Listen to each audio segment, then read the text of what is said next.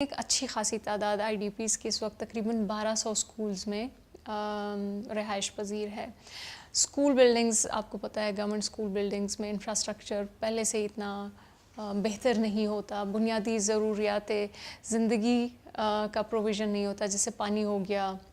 Wash room facilities ہیں۔ تو ان facilities کے فقدان کی وجہ سے جو ایک اہم چیلنج آنے والے دنوں میں ہو سکتا ہے وہ صحت سے ریلیٹڈ ایشوز ہیں، مثلاً بیماریوں کا آؤٹ بریک۔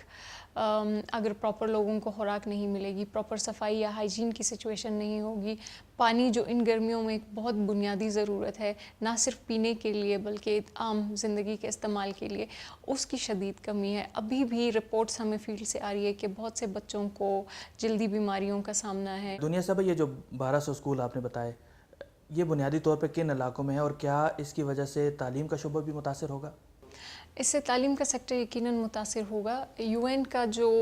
طریقہ کار ہے کام کرنے کا، وہ ایک کلسٹر اپروچ ہے کہ ساری U N agencies cluster approach کے تحت کام کرتی ہے۔ جس ایجنسی کی جس فیلڈ میں اسپیشیلٹی ہوتی ہے، اس فیلڈ میں ہم مختلف لوکل اور انٹرنیشنل این جی اوز کو ساتھ لے کر چلتے ہیں۔ تعلیم کے لیے جو سیکٹر کام کر رہا ہے وہ ہمارا پروٹیکشن اور چائلڈ پروٹیکشن کلسٹرز ہیں،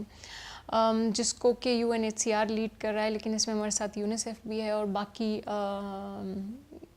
نیشنل اور انٹرنیشنل این جی اوز بھی ہیں، اور ہمارے ساتھ گورنمنٹ کا